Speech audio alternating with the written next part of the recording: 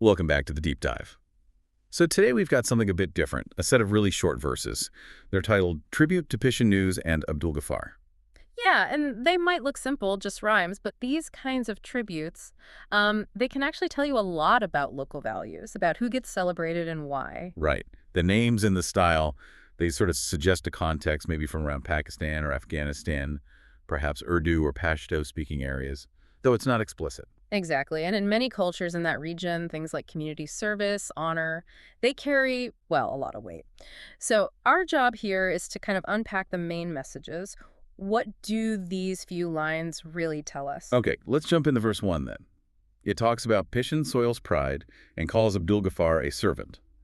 What's your read on that? Well, that Pishin Soil's pride part, it immediately hits you with this strong sense of place, of local identity. And then calling Abdul Ghaffar a servant, or Khidmat Guzar, as it often translates, someone who serves it, suggests his value is really tied to, what he does for the community. So service is highly prized, basically. It really seems that way. It points towards a culture that really respects contributions to the local good. Okay, that makes sense. Then verse 2 shifts focus a bit to Zama Pishin News. It says, Truth's voice, peace's recognition, is its glory, its Shan. Yeah, Sean. Glory, honor, standing. It's linking the news outlet's reputation directly to telling the truth, and interestingly, to recognizing peace. So it's not just about reporting facts, but maybe promoting harmony too. Precisely. It suggests that for this community, or at least for the author of these verses, a good news source is truthful and contributes to peace.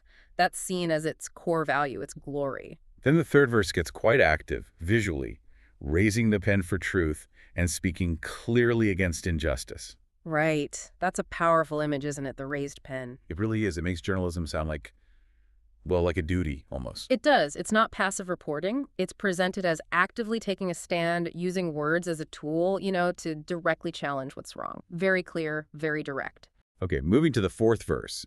This one mentions a specific name, Siddiqui name, honors pride, and calls this person the voice of every oppressed.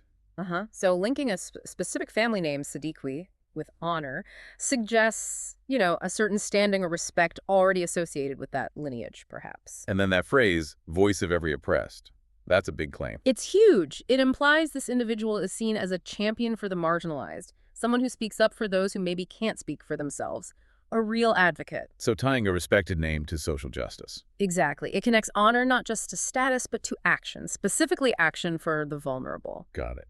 And the last verse, verse 5, it mentions the tribal jirga message of peace and calls Zama Pishin everyone's leader, their imam. Right, the jirga, that's significant. It Yeah. points to traditional ways of solving problems, community councils, usually elders, Yeah, a very established system in many areas. and associating Zama Pishin, which could be the news outlet or perhaps the figure behind it, with the jirga's message of peace, and calling it an imam, a leader, a guide in prayer, but also more broadly suggests it's seen as this unifying guiding force for everyone. Inclusive, like you said before. Very much so. It implies leadership focused on harmony and serving the whole community, perhaps working alongside or respecting those traditional structures. Okay, so let's try and pull this all together. What's the overall picture these verses paint? Well, you see clear themes, right? There's strong local pride, Pishin soil. Mm. There's deep respect for service, the Khidmat Guzar. There's this insistence on truth and peace, especially for the media outlet. And an active role for journalism standing against injustice, being a voice for the oppressed. Definitely. Plus, you have the importance of honor tied to names and actions, and this value placed on community leadership that promotes peace, possibly integrating traditional structures like the jirga. It's quite a lot packed into just a few lines.